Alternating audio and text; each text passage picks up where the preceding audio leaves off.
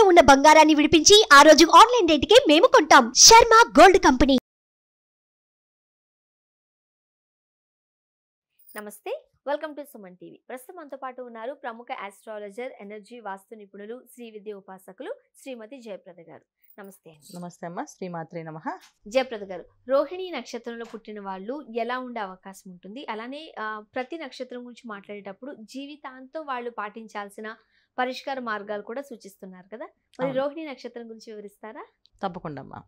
రోహిణి నక్షత్రం అంటే చాలా అందమైన నక్షత్రము. అంటే అందమైన వాళ్ళని అర్థం. అందమైన నక్షత్రం. రోహిణి నక్షత్రంలో పుట్టిన వాళ్ళు చూడడానికి చాలా అందంగా ఉంటారు. చాలా అందంగా ఉంటారు. మామూలుగా అందం కాదు, చాలా బ్రహ్మాండమైన అందం అనమాట. అమ్మాయిలైనా అబ్బాయిలైనా? అమ్మాయిలైనా అబ్బాయిలైనా. అమ్మాయిలు చాలా ఎక్కువగా ఉంటారు. అమ్మాయిలకి చూడడానికి చాలా కలర్ఫుల్గా కనిపిస్తారు అన్ని విషయాల్లో.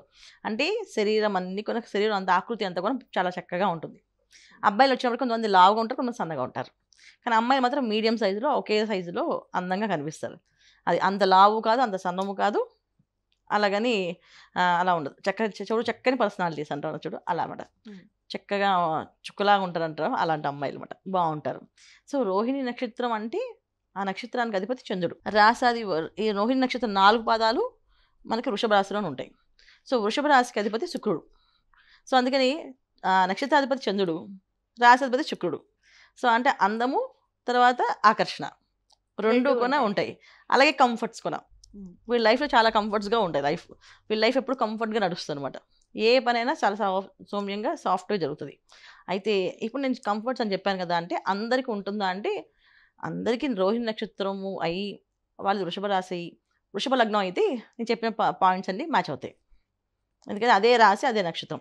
ఇప్పుడు మనం చెప్పే ప్రతి విషయంలోని నక్షత్రం లక్షణాలు అన్నప్పటికీ ఒక మనిషి నక్షత్రము, తర్వాత రాశి లక్షణము, తర్వాత లగ్నం, ఈ 3 కలిసి ఉంటాయి. సో నక్షత్ర లక్షణాలు 30% మ్యాచ్ అవుతాయి. ఒక రాశాధిపతి ఇచ్చే లక్షణాలు 30%, మళ్ళీ లగ్నాధిపతి ఇచ్చే లక్షణాలు 30%, అలా 90%. సో ఇక్కడ కూడా మీకు 100% రాదు రిజల్ట్, 90% వస్తుంది. సో మిగతా 10% ఎక్కడి నుంచి వస్తాయంటే వాళ్ళ డేట్ ఆఫ్ బర్త్, వాళ్ళ పుట్టిన తేదీ, ఆ తేదీ ఒక నెంబర్ కాంబినేషన్ ఏవైతే ఉన్నారో వాళ్ళది, తర్వాత వాళ్ళ పెట్టిన పేరు, ఆ పేరు బలం, అదొక 5%, ఇదొక 5%, అదొక 5%, అలా కలిపితే 100% జీవితం. సో ఈ వీటిల్లో పేర్లో నెంబర్ బాగాలేకపోయినా, డేట్ ఆఫ్ బర్త్ కాంబినేషన్ సరిగా లేకపోయినా కొంచెం ఇబ్బందులు ఉంటాయి, ఒడిదుడుకులు ఖచ్చితంగా ఉంటాయి. అంటే గ్రహస్థితులు, రాశులు, జాతక ప్రభావం ఇవన్నీ ఉంటాయి, ఖచ్చితంగా ఉంటాయి. కాబట్టి కలియుగం కనుక, కలియుగంలో మనకు ఎక్కువ పేరుతోటి తర్వాత పుట్టిన తేదీలతో ఇబ్బంది పడతాం కనుక అది ఎక్కువగా కనిపిస్తుంటుంది. ఒకప్పుడు ఏంటంటే ఇంగ్లీష్ వాడుక లేనప్పుడు మన తెలుగు వాడికి ఉన్నప్పుడు ఈ నక్షత్ర ప్రభావాలు పర్టికులర్గా చక్కగా కనిపించేవి. ఎప్పుడైతే ఇంగ్లీష్ లెటర్స్లోకి వచ్చారో మనుషులది తత్వాలు మారిపోయి, సో ఈ లెటర్స్లో ఉన్న నెంబర్స్ కాంబినేషన్స్ మనమే పనిచేస్తుంటాయి. అలాగే ఇప్పుడు నక్షత్రాల్లో వచ్చేప్పుడు రోహిణి నక్షత్రం వాళ్ళు సో చాలా చక్కగా ఉంటారు, అందంగా ఉంటారు, తెలివైన వాళ్ళు, చాలా చక్కగా మాట్లాడుతూ ఉంటారు. అది కాకపోతే చాలా మందికి ఏంటంటే ఈ రోహిణి నక్షత్రంలో పుట్టిన వాళ్ళకి కొంచెం గండాలు కూడా ఉంటాయి. అమ్మాయికైనా అబ్బాయికైనా? ఎవరికైనా ఉంటుంది, ఉంటుంది, ఎవరికైనా కొంచెం గండాలు ఉంటాయి. సో పుట్టిన 6 నెలలు కొంచెం గండం అంటారు, తర్వాత 8 ఏళ్ళు గండం అంటారు, తర్వాత 16 ఏళ్ళకి ఒక గండం అంటారు, 32 ఏళ్ళు ఒక గండం అంటారు. ఇది దాటితే వీళ్ళు బాగుంటారు అంటారు. సో వీళ్ళు జాగ్రత్తగా ఎప్పటికప్పుడు జాగ్రత్తగా ఉండాలి. సో నీట్గా చెప్పినట్టుగా 6, 8, 16, 32 అంటే ఈ 4 స్టేజెస్ ఏనా, లేకపోతే ప్రతి స్టేజ్ లోనూ వీళ్ళు కాస్త ఇబ్బంది? ఈ 4 స్టేజ్ దాటాలి అంతే, దాటాలి. పుట్టిన 6 నెలల వరకు శిశువుని జాగ్రత్తగా చూసుకోవాలి చెప్తారు. సో అందుకని మనం మామూలుగా చిన్నప్పుడు అయితే జాతకాలు వేసేవాళ్ళు కాదు.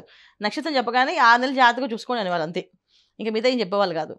6 నెలలు గడిచిన తర్వాత మళ్ళీ 8 ఏళ్ళ వరకు జాగ్రత్తగా చూసుకోమని చెప్పేవాళ్ళు. 8 ఏళ్ళ తర్వాత మళ్ళీ 16 ఏళ్ళ వరకు జాగ్రత్తగా చూసుకోవాలి, మళ్ళీ తర్వాత 32 ఏళ్ళ వరకు అంతే. వీళ్ళకి అవి పెద్ద పెద్ద గండాలు వస్తాయంట. ఆ గండాలు అంటే ప్రాణగండాలు అంటారు వాటిని. సాధారణంగా అంటే ఎలాంటి గండాలు అయి ఉండొచ్చు? కొంతమందికి నీటి గండం అంటారు, ఇట్లా చూస్తూ ఉంటాం. ఇవి ప్రాణగండాలు కదా, ఎలాగైనా రావచ్చు, అందుకని జాగ్రత్తగా ఉండమని చెప్తారు. పూర్వం ఇవన్నీ చూసేవాళ్ళం. ఇప్పుడు ఎప్పుడైతే ఈ కలియుగ ప్రభావంలో మనం ఇంగ్లీష్ లెటర్స్లోకి వచ్చామో ఈ ప్రభావాలు తగ్గిపోయి ఇప్పుడు ఒక పేరు, డేట్ ఆఫ్ బర్త్, ఇవి లక్షణాలు పెరుగుతున్నాయి. సో కానీ ఇవన్నీ ఉంటాయి. మన నక్షత్రం గురించి మాట్లాడుకుంటాం కనుక నక్షత్రానికి ఉండే లక్షణాలు, ఈ గండాల వల్లే చాలామందికి ఏంటంటే మాటలు సరిగ్గా రావు. చిన్నప్పుడు చాలామంది రోహిణి నక్షత్రం పుట్టిన వాళ్ళు చాలా ఇయర్స్కి మాట్లాడతారు. ఒక 6 ఇయర్స్కి 7 ఇయర్స్కి మాట్లాడే వాళ్ళు ఉన్నారు. చాలా లేట్గా మాటలు వస్తాయి, చాలా లేట్గా వస్తాయి మాటలు. కొంతమందికి అసలు మాటలే రావు, మాటలు కూడా లేకుండా మూగ వాళ్ళగా ఉంటారు వాళ్ళు, అది కూడా ఉంటుంది ఇబ్బంది. కొంతమందికి మాటలు వస్తాయి కానీ స్పీడ్గా వస్తాయి, స్పీడ్గా టకటకటగా మాట్లాడడము, అది మనకు అర్థం అవ్వకుండా ఉండడము, ఇలా జరుగుతాయి. కొంతమందికి మాటల్లో కొంచెం నెత్తి వస్తుంటుంది, ఆ అక్షరాలు మింగేస్తూ మాట్లాడుతూ ఉంటారు కొంతమందికి.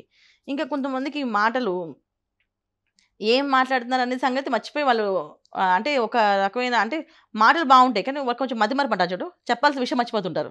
ఇంకోటి ఏదో ఏదో చెప్తుంటారు, అయ్యే నేను అనుకోలేదు మర్చిపోయింది మళ్ళీ చెప్తాను చూస్తే మళ్ళీ వెళ్ళి వెనక్కి వెళ్ళి వాళ్ళు ఆ ప్లేస్కి వెళ్ళి ఆలోచించుకుని వాళ్ళు ఆ విషయాన్ని తెలుసుకుంటుంటారు.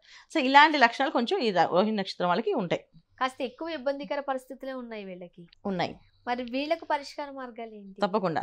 సో మాటలు కొంతమందికి మాటలు చాలా చక్కగా ఉంటాయి, కొంతమంది మాట్లాడతారు చాలా సౌమ్యంగా చక్కగా మాట్లాడతారు. మాట తీరు ఎలా ఉంటుందంటే మనకి మనసుకి హత్తుకున్నట్టుగా ఉంటాయి మాటలు, చాలా చక్కగా ఈ విషయాన్ని విన్నవిస్తారు. కొంతమంది మాటలు బాగా వస్తే చక్కగా మాట్లాడగలుగుతారు, చక్కగా చెప్పగలుగుతారు, చక్కగా సింగర్స్ కూడా ఉన్నారు ఇందులో.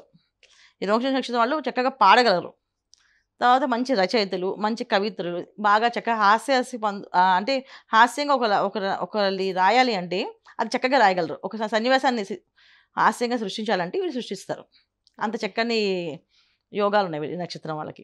రోహిణి నక్షత్రం గల వారికి కాస్త ఇబ్బందులు ఉన్నాయి కాబట్టి ఏ దేవత ఆరాధన చేస్తే మంచిది అంటారు? వీళ్ళు లక్ష్మీనారాయణ ఆరాధన, లక్ష్మీనారాయణ ఆరాధన, లక్ష్మీ అమ్మవారి అనుగ్రహంతో లక్ష్మీ అష్టోత్తరం చదవడం కానీ, లక్ష్మీ సంబంధించిన లక్ష్మీ అష్టకం అంటే బాగా విష్ణువసనం రాని వాళ్ళు ఒకవేళ చదవలేమంటే లక్ష్మీ అష్టకాన్ని చదువుతూ లక్ష్మీ అమ్మవారిని పూజిస్తూ ఉంటే వీళ్ళకి మాట తీరు గురించే కాకుండా వీళ్ళు ఆర్థికంగా చాలా బాగుంటుంది.